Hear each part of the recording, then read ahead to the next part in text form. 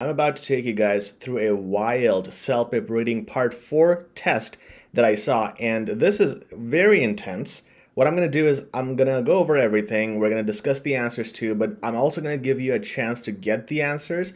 This is extremely complicated. The problem here is a lot of the options are very close and very similar, so it's extremely hard to figure out which one is correct.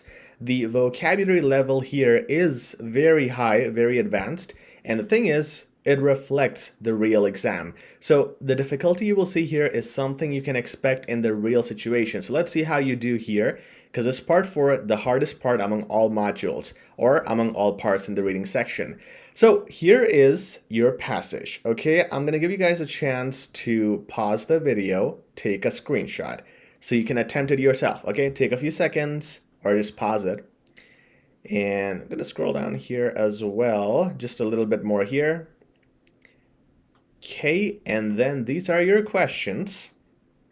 Screenshot. And then this is that response part. Okay, screenshot as well.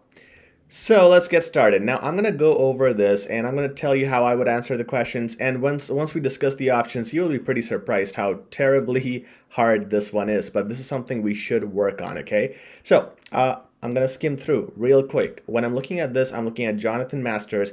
He is something in business. He has received something, so he's probably a big deal. Over the last decade, he has been in market expansion and enhancement, so he likes to grow a business. But now he has come to the realization and that escalating revenue, so these things where it's like a sudden change of opinion, like he has come to the realization. I want to read it because it's an important change in topic. Revenue and profit are not aspirations for all. His client is, they're pivoting towards a new objective of lifestyle. Okay, so this is going to be about profit maximization is not the main thing. They want lifestyle.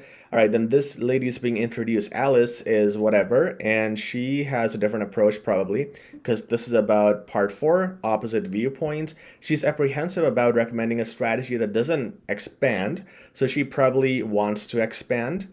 And then the next paragraph, Master acknowledges that this, but then he would have his opinion. Of course, it's a viewpoint. It's part 4. He says, hiring more staff, you need to expand, and it often involves complexities. Okay, good. This is a skimming through. I'm talking while skimming. If I don't, it's going to take me 30 seconds. You can see how fast I was reading. I'm just reading to get the main idea. I'm understanding what the argument is, and it's clear that there's two people, Masters and Bennett. Masters wants stability in business. Bennett wants expansion. That's the main topic.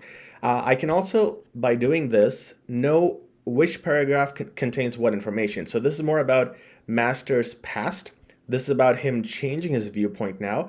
This is Alice's viewpoint, and this is Masters' viewpoint again on how he disagrees with Alice. Great. Let's look at our first question. Remember, answers are likely to be in sequence but don't have to be. So why is Masters shifting his old ideologies? Now, with reading this second paragraph or skimming through it, I know the answer is going to be here, okay? But I'm also going to read just a little bit about this part because, see, it also says over the last decade. So I'm going to see what has happened, like what has caused his change in opinion. And you can see I did not look at the options. And that's what I always tell students, don't look at the options, just go into the passage and then come to the options because 3 out of 4 are wrong, okay? So I'm gonna look at the answer myself, then gonna look at the options. By then I will know which one is correct. Or so I think. Once we look at the options, it's going to be a whole different ballgame. So over the last decade, Masters' guiding principle in this consultancy has been the pursuit of market expansion, sales enhancement, and amplified productivity. In simpler words, he wants to expand, okay? He wanted to over the last decade. What I just did here is I simplified whatever has been said to myself in my own words, and you should do this as well. Paraphrase what is said so it's simpler to you. Recently, Masters has come to the realization that escalating revenue and profit are not the aspirations for all. His client base is pivoting towards lifestyle, okay? These clients harbor a distinct vision, one that eschews relentless expansion in favor of achieving a balance. So they want balance and lifestyle, not really expansion. Fine. Entrepreneurs are dedicated, yet their aspirations vary. Masters observes profit maximization isn't their solitary aim. They seek to balance financial responsibilities with the freedom to pursue diverse interests. So you can see now I'm reading this slower, not like how well, this is my slow version, by the way, and you should have the same thing because the time is limited. But I mean, I'm reading everything instead of skimming through because I know that this answer has to come here, so I have to read it more accurately. Okay, so I got the idea that they want he now is focusing on lifestyle and simplicity and balance, not really profit. Let's see the options. Okay, option A, changes in clients' preferences. And you can also see this one is also talking about client's preference. Most clients have a change in preference. So if you look at both, this is about changing all clients' preferences because it's saying that it's talking about them generally. This is about most clients. So when these two options are presented, it's likely that one of them has to be the answer because it's talking about the same thing, but that can also be a trick. Now, if I go up here, there was something mentioned about this. His client base is pivoting towards a new objective of lifestyle enrichment. So it looks like it's his clients. We don't know if it's most of them or all of them. It does say universal, but it's universal aspirations, not universal clients. So that word right there is to trick you. Okay, and what was said about the clients again? Changes in their preferences. Now, are they changing their preferences? Let's see. His client base is gradually pivoting towards a new objective. That's fine. Okay, so this means they are changing their perspective. It's a different vision. That makes sense. Now, the confusing thing is, we don't know if it's most clients or all clients, but since the word most is not mentioned, I'm leaning towards option A. Okay, so far this is my answer, but let's keep going. For no obvious reason at all, remember the question is why is Masters shifting his ideologies, not his clients, why he is shifting his ideologies. So is it for no obvious reason? That's tricky. Was there any reason given? We were just told that recently he has come to the realization, right? But why? Is there a mention why his realization changed? Well, that is not mentioned. So that might be a correct answer, even though it sounds silly. Let's look at option D, for pursuing other interests. Now, in this part, he didn't say he's gonna go to Hawaii because he's focusing less on business. And then I'm also gonna read this part because I don't know if he is pursuing other interests. Maybe it's mentioned here because this paragraph is about masters as well. So you gotta read it. And if you do, you will realize there's nothing about that mentioned. So I can easily eliminate option D. Right now I'm looking at options A and B. Option A is incorrect, guys, because the changes in clients' preferences happened. That's why a lot of people will give this answer, but that is not the reason why Masters changed his ideologies. Master changed his ideologies for no reason at all. There was no reason provided. It's a very silly answer, but this is the correct answer. It's B. Okay? Again, you can have your shock value take a few seconds to recover from it, but that is the correct answer. Let's go to question number 2. What can be said about masters? Now, when you have a question like this, you have to read everything about masters. Here, and the last paragraph as well. And that's okay. We're going to take more time doing this, but by the time you're at questions 3, 4, and so on, you will not need to read the whole paragraphs again. So give yourself time. You can read it, paragraphs 1, 2, and 4. You can pause the video, of course, to read it. And now that you know things about masters, let's see what is correct. Is he an idealist? Well, it could be. He does want everything. You know, he wants a good business, a stable, and lifestyle as well. It's a good answer. He is somewhat understanding of other opinions. Yeah, you know, he did say that I value Alice's viewpoint. Now that's the only thing that was talked about. So we don't know if he really values everybody's opinions or if he is generally understanding. But this is a close answer too. He looks at multiple angles. Does he? I don't think so. You can think that he is suggesting different viewpoints, different solutions, but he is pretty stern on his thing that he wants lifestyle, he wants stability. So I don't think he's looking at multiple angles. How about this one? He can synergize multiple points of viewpoints to present ideal solutions.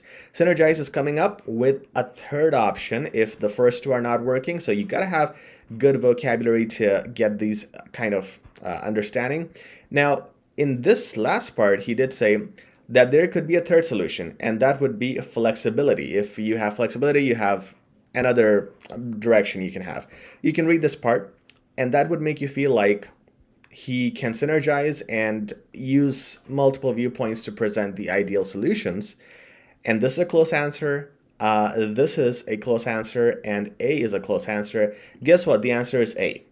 And I wasn't happy when I saw the answer A because it's very judgmental. We always tell students in CELPIP, don't make judgments. Is there any mention that he is an idealist? Does he say himself that he wants to live in the ideal world? Not really, but in this case, option B and D are not also clearly mentioned. But what we can assume is an idealistic goal of him would be to have lifestyle and business stability, which is again very not, it's not, almost not real.